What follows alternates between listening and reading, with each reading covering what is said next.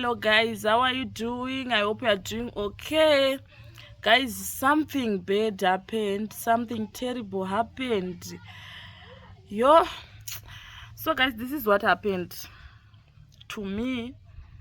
So I went to Tungwiza. I wanted to buy some foodstuffs because I had run out of food, and also I didn't have a dish for laundry. You know that big dish that we use to do our laundry here in Africa, here in Zimbabwe. So guys, this is what happened on my way back.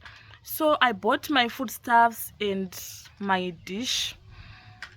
So they put my foodstuffs inside the dish, and they say that I must pay the money for the dish, like, because they put it on the seat in a combi. So guys, I paid it's $50 from Makoni to where I stay. So I paid my money, $50, and my luggage, that dish, $50 as well. So I have a big satchel, a black big satchel that I always carry. So that's where my stuffs, that's where I put my phones, that's where I put my power banks, my chargers, and everything, even my wallet. So that day, guys, because I was carrying my child, so that satchel, it was full of those things and clothes for Chanel. When you are traveling with a kid, you always put a jacket and some clothes to change, kids, guys. So I couldn't put it, I wanted to put it where I was sitting, but I was carrying Chanel on my lamp. So I decided to put it inside my dish.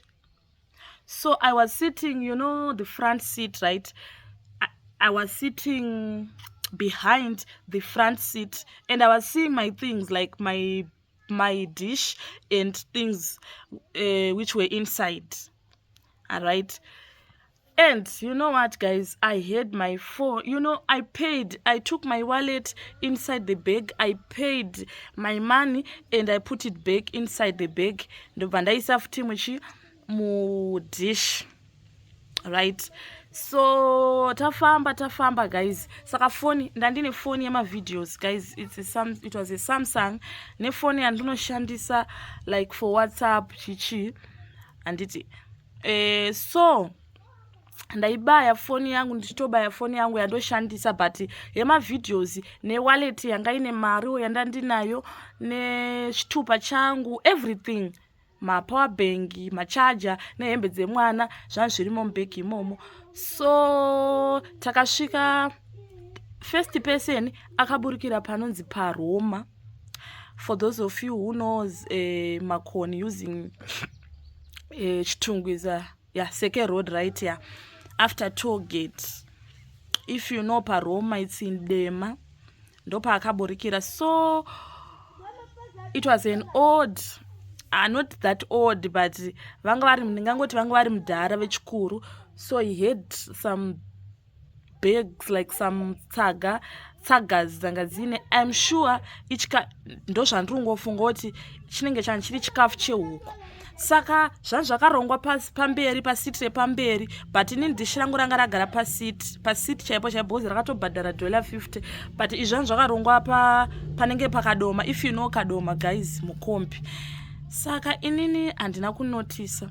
I didn't notice pakaburuka zvinhu izvi zvavo vakuburuka mudhara. Handinombonotisa kana kuti I didn't notice anything, right?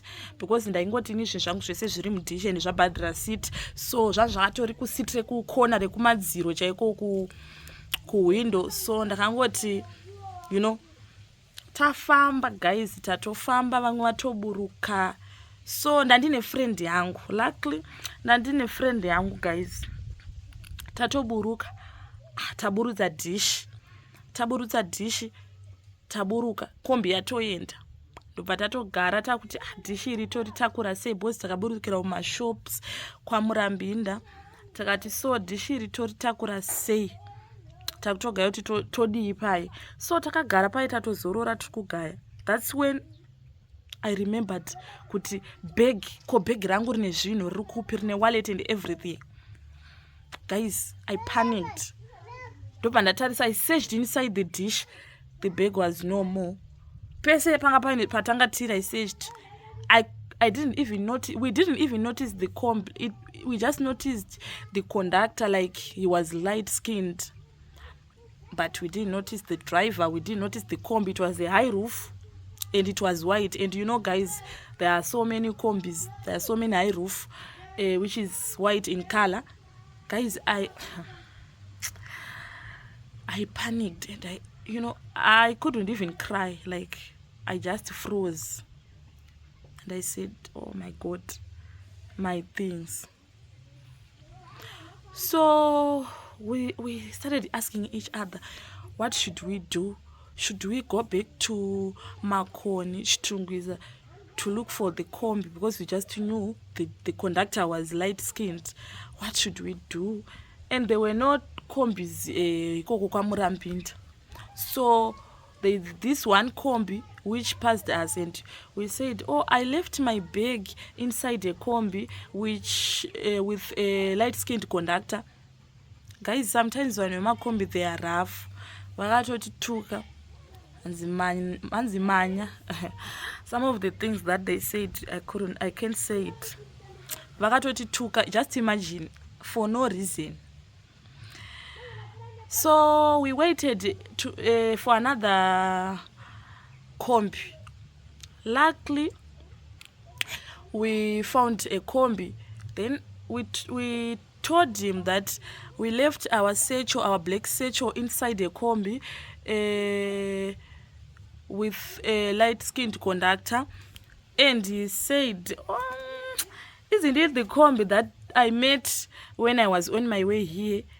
And then I said, maybe yes, because we found out maybe after 30 minutes of sitting, like trying to figure out how can we carry our things. That's when we found out that we don't have a bag. After like more than 30 minutes, So he tried to call the combi that he was talking about. No, before that, we met with the combi that he was talking about. Kutara manje, because kwaMurambinda, because makombi anotanga aenda nekwaMurambinda ozoenda nekutara, oenda kunonzi kwaSeke Materera, obva adzokera kuChitungwiza. So the driver said, that guy is not going to Chitungwiza, so we're gonna meet him at Dema. And then I had hope, guys, we had hope. And then we met with the combi that he was talking about. It was not it. It wasn't it. It is that combi. Vakatita rafai, vakati manakirwa chichi. And we said it's not it. And we tried to explain that the conductor was light-skinned and he was a bit tall. Then he remembered again. Then he said, okay, let me call this. I'm thinking of this combi. Let me call. That driver was a good person. He used his airtime to call and said, Anzani hanchaziwa takatani.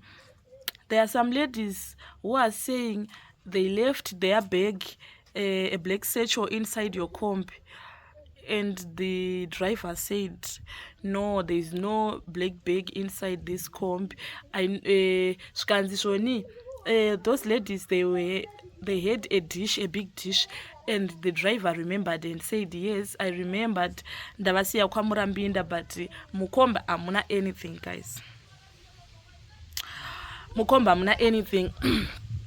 Zvikanzi, most of the things zvaburukira paroma. Paye pandikukudzai pana ndichikudzai kuti pakaburuka mumwe mudhara aine chikafu chehuku enda ndakunotisa kuti zvaburuka kana kuti chi zvikanzi ndopaburukira zvinhu zvizhinji, they should go and check there. Just imagine, guys, maybe ranga 1 hour 30 minutes. Imagine kuti kana munhu iyeye anga aona bag ona out and notice that it was not his, ongorisiya.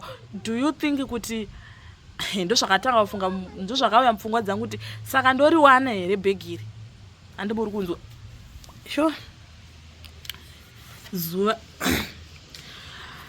So driver ndobva ati you might find it paroma pacho, so now we are going paroma. He was a good person, guys, and his airtime finished now. Then my phone was yanga ine airtime. I gave him a phone and kuti ataure nadriver kuti anatsonzwisa kuti ari kuti zvinhu zvese zvaburukira paroma, how come?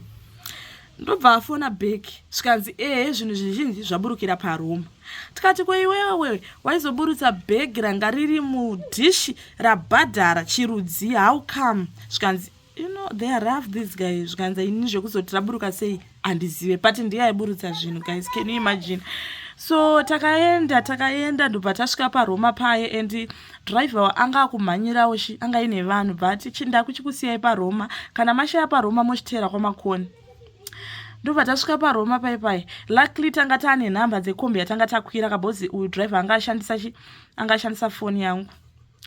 Tasvika paroma pai, guys, we thought kuti bag maybe vanenge vachengetesawo, kana baba vaona kuti bag harisi ravo, maybe vanenge vachengetesawo vanhu veparoma kuti kana pane munhu azoya achitsvaga bhegi. Guys, we asked everyone angari paroma ipapo, because pane hardware panei. We asked everyone, can you imagine? We asked everyone. Okay, penda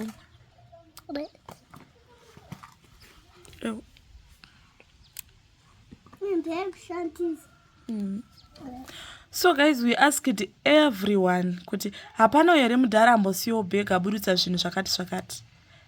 Vanhu vakati hapana. Just imagine, hanzi hapana. Everyone, guys, hanzi hapana. Then vamwe vakati yes, taona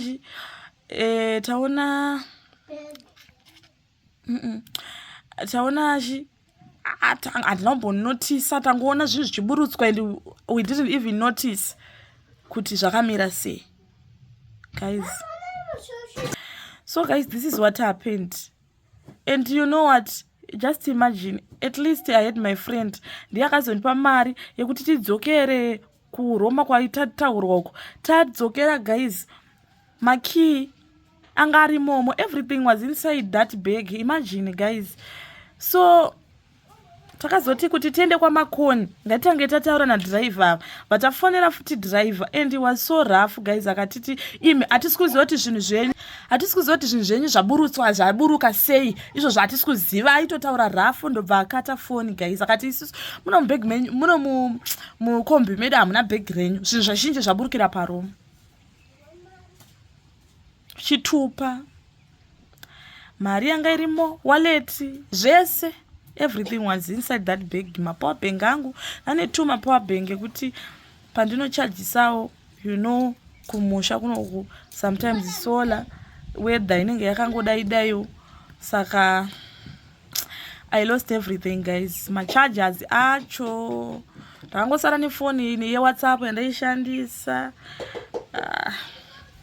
That's how I lost my things. Ndichibva kwamakoni ndakatozvishaya.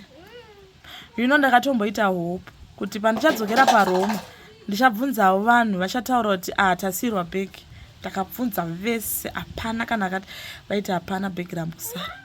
Saka ndakafunga kuti ndandichaziva, guys. I don't know, what do you think kuti what really happened? Because conductor aitanzi zvinhu zvese taburutsa paroma, and then this is what happened. Chibva kwamakoni, bhegi rine hembe dzemwana, zvinhu zvese. I lost them. Takatozodzoka kumba kwakuchifonera balavhu kuti vativhurire door. Luckily ndandatenga loko, because apa ndandine tumakiyi tudiki tuya, saka tumakiyi tuya twakatochekwa, then ndabva ndaisirwa loko yanga irimo mudhishi rezvinhu zvatanga tatenga. So what do you think, guys, kuti zvinhu zvakanatsofamba sei? Ndaifunga kuti maybe ndichaita hope yekuti I don't know, but this is what happened to me. Chibva kwamakoni nefriend yangu. Luckily, guys, kandiri kuti kuzotera kwatakaita komba anga aripo ainewo mari yanga inayo. Let's see. It was a mess. Everything was a mess, guys, and ndakarwadziwa ndiunyepa, ndakarwadziwa. Handina kumbobuda musodzi, handiri kuunyeperai, but ndaingorwadziwa. Plus unoziva kuti at first nandine hope yekuti aiwa zvinhu ndozviwana, kutora chokwadi. At first nandine hope yekuti zvinhu ndozviwana, but ende chinoitika ndechoti takabhadhara after tollgate, tinenge takuda kusvika paRoma. Handi muri kuona, saka indiri kufungidzira kuti zvinhu zvakasara paRoma guys. Handizozivi kuti chii chakaitika, because takabhadhara after tollgate, takuda kusvika kuRoma. Bhegi ranga riripo, ndikatoidzosera wallet yangu, bhegi riripo. So I mean, I don't know guys. So this is what happened guys. This is how I lost my things mukombi. Yes, so bye guys. You're getting big. I'm hungry. Let me cook.